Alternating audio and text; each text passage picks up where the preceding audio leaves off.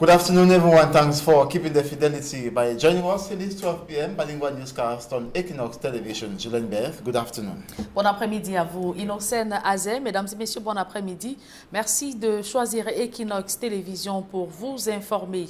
Les usagers de la pénétrante est de la ville de Douala vivent le calvaire au quotidien du fait du mauvais état de la route. À 4 mois du coup d'envoi du Chan, le chantier de reconstruction de cette route est à l'abandon. Situation similaire au lieu dit entrée Bepanda, Carrefour Agip, qui mène jusqu'au stade de la réunification, du stade de la réunification. Les populations qui s'inquiètent demandent au pouvoir public ou au gouvernement d'intervenir dans l'urgence. Sylvestre Zangao, François Dikoumé. Dès la traversée du pont sur la Dibamba, nous voici sur la pénétrante est de Douala. À peine quelques mètres parcourus, le constat est inévitable. Le chantier de construction de cette route est abandonné. Depuis le mois d'avril, engins et ouvriers ont disparu du site. Les terrassements effectués ont cédé la place à des lacs spontanés en temps de pluie. Circuler sur cette route est un véritable calvaire pour les automobilistes à cause d'interminables bouchons. Fortement sollicité, la pénétrante est de Douala le sera davantage pendant le Chan que le Cameroun va abriter dans un peu plus de 3 mois. L'une des poules disputera ses matchs ici, au stade de Japouma, situé sur cet axe. Où sont partis les ouvriers et les engins qui s'activaient encore sur le site en début d'année, à la faveur du bal des visites ministérielles? En guise de réponse, une source au ministère des Travaux publics affirme que le chantier a dû être arrêté à cause des mesures barrières prises par le gouvernement au mois de mars pour lutter contre le coronavirus. Ces travaux reprendront dès que les pluies se feront moins abondantes, ajoute cette source. Une réponse qui peut donc laisser penser que la construction de la pénétrante est de Douala ne sera pas achevée avant le Chan. Toujours sur la route du championnat d'Afrique des Nations, prévu dans moins de 4 mois, nous mettons le cap sur le quartier Bepanda Omnisport, où se trouve le stade de la réunification, qui va lui aussi recevoir les matchs du Chan. La situation est pire. La route qui va du Carrefour à Agip, au lieu d'y entrer Bepanda, est jonchée de crevasses, inondée d'eau de pluie. Les travaux de réhabilitation de cet axe, entamés en novembre 2019, sont au panneau stop. Motocyclistes et automobilistes sont en colère. Impossible de circuler sereinement. Regardez dans quelles conditions on circule. Est-ce qu'avec la canne qui arrive là, on pourra circuler dans cette circonstance-là? Donc je vois qu'on n'est pas prêt. Et si on pouvait même encore remettre ça d'ici 2 ans, ça pourrait m'intéresser. Pour que nous soyons vraiment prêts pour satisfaire tous les étrangers qui viendront au Cameroun. Là, ça pourrait satisfaire tout le monde, je pense. Parce que cette route est vraiment... Regardez, nos motos, on est alignés là, les voitures, tout le monde souffre. Les gens sont en retard pour rien. En janvier, le délégué régional des travaux publics pour le littoral annonçait pourtant la fin des travaux en mars 2020, au plus tard. Du côté de la réunification, pour ce contrat qui est bien ficelé, ce sera quelque chose dans un 2 mois, c'est terminé, puisque les travaux ont déjà commencé par anticipation. L'anticipation n'aura donc servi à rien. Les délais n'ont pas été respectés. Et le Chan arrive à grands pas. Voilà l'état des lieux de l'axe principal qui mène au stade de la réunification de Douala, où les matchs d'une des poules du Chan vont se disputer dès le mois de janvier prochain. Une route impraticable depuis l'abandon des travaux au mois de mars dernier. Quand reprendront ces travaux? Silence radio du côté des autorités. Sur la route du Chan 2021 pour Equinox Télévision, François Rodrigue Dikoumé, Sylvestre Hippolyte Zangao. Et en politique, Edith Kawala, présidente du CPP et membre du mouvement Stand Up for Cameroun, dénonce l'attitude brutale et violente d'un gouvernement agissant dans l'illégalité pour violer les droits fondamentaux des citoyens pacifiques. Au regard de l'assignation à résidence du leader du MRC, le professeur Maurice Kamto, et l'arrestation de plusieurs manifestants et des militants de Stand Up for Cameroun, ce mouvement invite ou exhorte les Camerounais à se vêtir en noir le 2 octobre prochain pour demander leur libération. D'autres précisions dans ce reportage. Quelques jours après les marches pacifiques du MRC, le mouvement Stand Up for Cameroun appelle l'ensemble du peuple camerounais à se vêtir en noir toute la journée du vendredi 2 octobre. Une action qu'a toujours menée Edith Kawala. Nous demandons aux Camerounais de se vêtir en noir le 2 octobre prochain pour démontrer qu'il est anormal d'arrêter des gens de façon arbitraire. Les personnes qui ont marché ont été arrêtées, y compris celles qui n'ont même pas manifesté. Pour la présidente du Cameroun People's Party, les Camerounais doivent se mobiliser pour une transition politique à la tête du pays. Il s'agit pour les organisations de l'opposition camerounaise, les partis politiques, les organisations de la société civile, les syndicats, d'autres groupes, de se mettre d'accord sur un cadre d'une transition politique pour le Cameroun. Au cours de cette conférence de presse, Stand Up for Cameroun exige la libération du leader du MRC, Maurice Kamto, ses militants et autres manifestants détenus dans des unités de police et de gendarmerie, ainsi que les 4 membres de sa plateforme incarcérés à la prison de New Bell. Il faut que l'État du Cameroun cesse avec les arrestations arbitraires qui ne respectent pas la loi. Nous ne pouvons pas avoir un État voyou. Le rôle de l'État, c'est d'être garant des libertés et de l'État de droit. Donc quand l'État commence à kidnapper les Camerounais, les mettre dans une situation où on ne peut pas avoir accès, ni leur famille, ni leur avocat, l'État est en violation directe de la loi. Nous avons des personnes qui ont été arrêtées, qui ne marchaient pas. Donc, on ne sait pas quelle est la raison, quel est le motif de l'arrestation de ces personnes. Nous vous avons parlé de 4 jeunes de Stand Up for Cameroun qui ont été arrêtés 5 jours avant. Grande a été notre surprise de découvrir qu'il y avait un lien dans la tête de certains avec la marche. L'appel du 2 octobre est donc lancé. Le peuple répondra-t-il favorablement à cette manifestation non violente du Vendredi noir? Là est toute la question. Alors que le pays assiste à une restriction des libertés publiques et des menaces de dissolution des partis politiques de l'opposition, des analystes redoutent la reproduction d'un scénario vécu en 2016, celui de l'enlisement du conflit armé dans les régions du nord-ouest et sud-ouest. On voit tout cela dans ce reportage de Guy Zogo. L'histoire très récente de notre pays nous parle. C'est sous nos yeux, presque au ralenti, que la virulente crise anglophone actuelle s'est nouée au fil de quelques événements. Le 2 décembre 2016, Joseph Wirba, député du SDF dans le Nord-Ouest, avertissait lors d'une prise de parole énergique à l'Assemblée nationale que si rien n'était fait, on courait tout droit vers la révolte du peuple anglophone. Personne n'y prêta une oreille attentive. Pourtant, d'autres faits graves s'étaient déjà accumulés, lesquels donnaient du sens à cette prise de parole. Ainsi, la marche des avocats anglophones, le 8 novembre 2016, à Bamenda, avait tourné à la répression de ces hommes de loi. Plus tard, le 28 novembre de la même année, les étudiants de l'université de Boya allaient subir à leur tour la pire des répressions avec des actes dégradants et des images révoltantes. Le paroxysme fut atteint avec l'interdiction du consortium qui représentait sans nul doute la frange modérée du camp anglophone avec des figures comme Maître Félix Nkongo Akborbala. Dès lors, face à l'autisme des faucons du régime, le champ était laissé libre aux radicaux de la Smala anglophone dont la détermination à en découdre a conduit à l'interminable crise actuelle dans le nord-ouest et le sud-ouest. Comment ne pas craindre que les mêmes causes produisant les mêmes effets, le musellement actuel du champ politique camerounais au seul profit du RDPC au moyen de méthodes peu orthodoxes conduisent à une confrontation violente des forces politiques.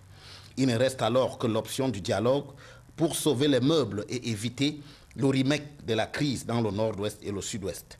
En ce sens, une rencontre Paul Biya-Maurice Kamto ne serait pas superflue. Encore faut-il que ceux qui, dans le camp présidentiel, n'opposent que morgue et condescendance à l'opposition, l'entendent. 10 ans, c'est le nombre d'années que la pose de la première pierre de l'agence régionale de la BEAC du Sud a attendu pour diverses raisons. L'événement a finalement eu lieu hier en mi-journée au quartier Angonou d'Ebolova. Au nom du chef de l'État, le Premier ministre Joseph John Ngouté a posé la pierre inaugurale du futur complexe de la Banque des États de l'Afrique centrale sur une superficie d'un peu plus de 9000 m².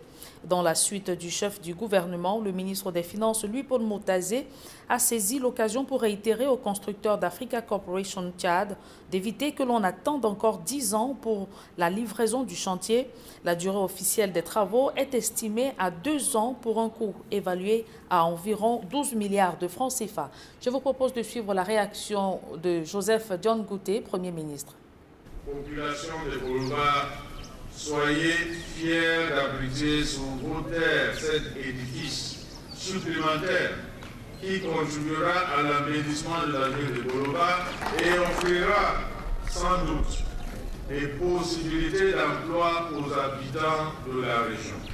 Elle permettra certainement d'assurer l'essor économique et commercial de la région du Sud pour l'ère du développement de la ville de Kiousi et du marché frontalier d'Abamiko. Aux autorités de la BEAC, je voudrais au nom du chef de l'État vous réitérer mes félicitations pour l'aboutissement de cette initiative hautement louable. Chaque édifice érigé par la BEAC constitue une étape supplémentaire dans la construction de l'intégration sous-régionale. La cérémonie d'aujourd'hui n'est donc pas un simple événement. C'est le symbole d'une ambition traduite en action complexe. Le symbole d'une intégration financière fructueuse dans l'espace CEMAC, dont l'une des pages de l'histoire s'écrit aujourd'hui à Bolova, et c'est loin d'être la fin, j'en suis certain. Vous venez de suivre un morceau choisi du discours de Joseph John Ngouté, Premier ministre, chef du gouvernement, au cours de la cérémonie d'inauguration de l'agence régionale de la Banque des États de l'Afrique centrale à Ebolova, c'est dans la région du Sud. La deuxième partie de ce journal est en langue anglaise avec vous, Innocent Azé. Good day once again. Merci Julien. Good day once more and to our viewers. Good day as well. Thanks for staying with us. Edith Kawala, President of the Cameroon People's Party and member of Stand Up for Cameroon, has called for a peaceful protest on Friday, October 2nd, 2020. She is grouping opposition politicians, opinion leaders, the civil society movements, trade unions, and other actors to demand the departure of the repressive, violence-steering, and human rights and law violation regime and clamor for initiation of a political transition as an oppressed people. Protesters are expected to dress in black to equally in solidarity press for the release of all persons arrested before, during, and after the September 22nd, 2020 protests, including 4 members of Stand Up for Cameroon arrested September 18th and detained in the Douala New Bell prison. All this were unveiled during a press conference in Douala on September 29th, 2020. That was yesterday. Here's a piece of the declaration made by Edith Kawala. Take a listen. The people, regardless of ethnicity, must come together to put an end to this oppression and to build an equitable society. No one group is more victim than the other. Each corner of Cameroon has a tale of repression and marginalization to tell. At Stand Up for Cameroon, we ask you to put an end to all language and actions that divide and confuse us. This only serves to maintain the BR regime in power. Across this country, let us come together as an oppressed people to initiate political transition that will put an end to our common oppression. In the immediate, Stand Up for Cameroon demands the release of Musa Bello, Tsama Etienne, Mira Angoon, and Tele Membu, who were arrested on September 18, 2020, and are currently being held in New Bell prison. They committed no crime. We demand the release of all those who protested peacefully on September 22nd, 2020. Peaceful protest is not a crime. We demand the release of the president of CRM, Maurice Kamto, and all other political leaders currently under house arrest or in detention. Political action is not a crime. Edith Kawala equally stressed that there is need for all oppressed persons to mobilize in order to abort the Biya regime that has failed to resolve the Anglophone crisis and has committed gross human rights violations in the two English-speaking regions of the country and equally other regions of Cameroon. Take a listen to her once again. In the past 10 days in our country, over a dozen lives have been lost in the extreme north, the northwest, and the southwest regions. These lives that are being lost, be they civilians or members of the armed forces, are the most precious thing we have as a nation. It is also necessary to remember that the conflict in these regions is a direct result of the extremely poor governance our country has known over the past 38 years. We as Cameroonians must act now to put an end to this continuous loss of life. The Biya regime can no longer deceive Cameroonians as to its true nature. It has chosen to lead the entire country into violence. The president of the CRM and other political leaders are currently under house arrest or in detention. The government of Cameroon is once again acting illegally, brutally, and in violation of the fundamental human rights guaranteed by our Constitution. On his part, Christian Penda Ekoka, former advisor to the President of the Republic, President of the AG Movement, as well as ally to the Cameroon Renaissance Movement Party of Professor Maurice Kamto, says that the government of Cameroon has failed totally and completely to meet the economic and socio-political aspirations of the people of Cameroon, especially those in the two English-speaking regions of the country. He was speaking on the program La Vérité en Face on Equinox Television. Details in this report.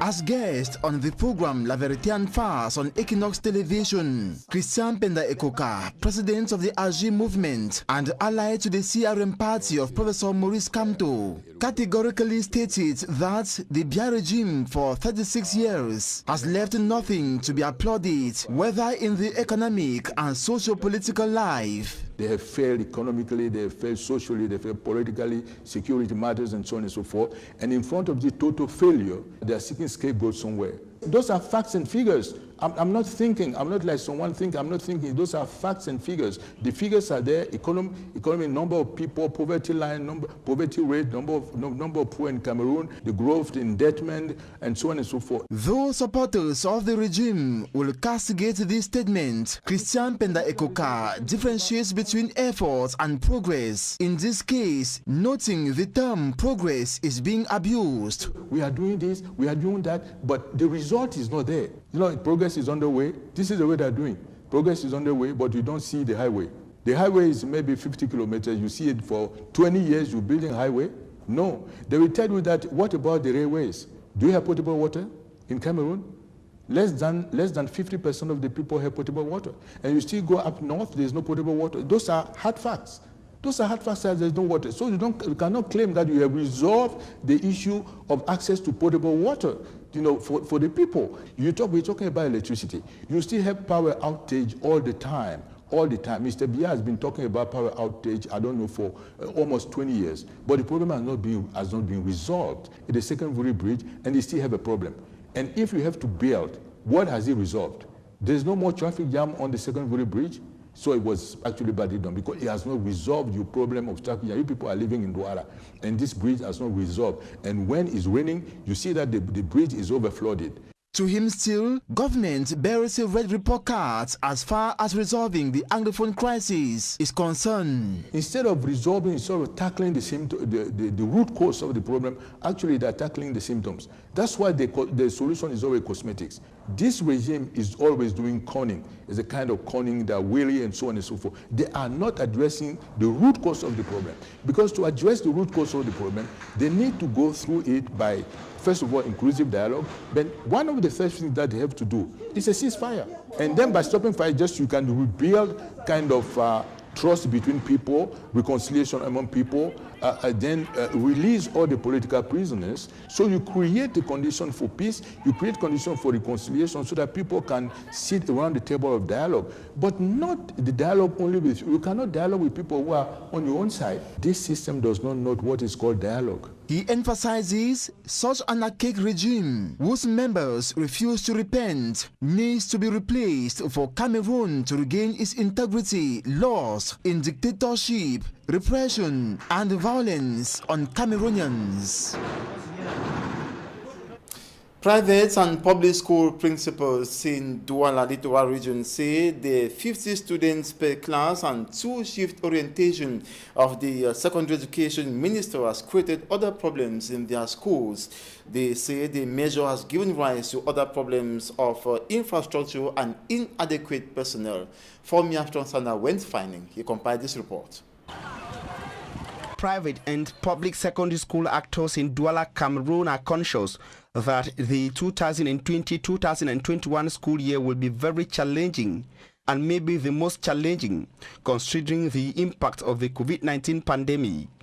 Added to the need to uphold security and hygiene, school officials are activating logistical and human resources to better implement the specific orientations given by the Minister of Secondary Education, Professor Nalova Lyonga, to stop the spread of COVID-19. At Government Bilingual High School Bipanda, we have designed the timetable to fit the 2-shift orientation given by the minister. The school has been divided into 2 groups. The first group includes Form 1 to Form 4, while the second is made up of Form 5 to opposite. But Form 1 students will only come in the morning, considering their ages. The main groups will rotate. If one comes today in the morning, the next day they will study in the afternoon, while the other group takes the morning shift. At Government Bilingual High School Jos, we have created supplementary classrooms to ensure that the 50 per class quota given by the minister is respected. We have also designed the timetable to get learners come to school in shifts. The first shift runs from 7:30 a.m. to 12 p.m. and the second shift from 12:40 p.m. to 6 p.m. We have also fixed evening classes for situations when teaching hours are not respected. At GBHS Deido, strict measures have been taken to reduce physical contact among students to the barest minimum. Ce sera un peu difficile, mais on va s'organiser pour qu'ils croisent le moins possible. Ready to implement the 50 students per class and the 2-shift directive of the ministry, public school principals in Douala say they have problems created by the anti-COVID-19 solution.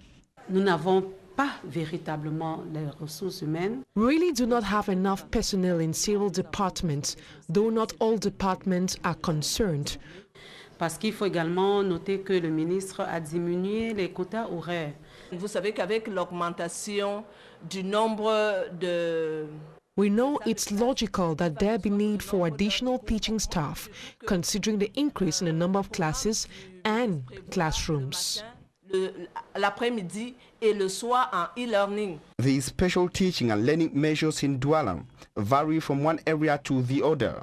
Dont certains enseignants vont travailler avec les enfants en ligne. Some teachers will work with students online in the evening.